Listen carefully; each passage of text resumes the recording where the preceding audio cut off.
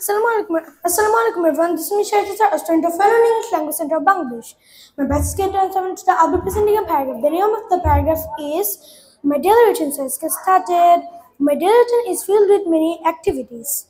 First, I wake up early in the morning and brush my teeth. After that, I have my breakfast and put on my uniform. After putting my uniform, I go to my school and read subjects, and then I return to home and take a shower. After taking shower, I have my lunch and take a nap.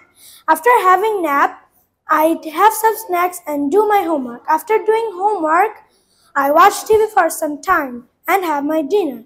Lastly, I go to bed at 10 p.m. Thank you for listening to me cordially. Bye.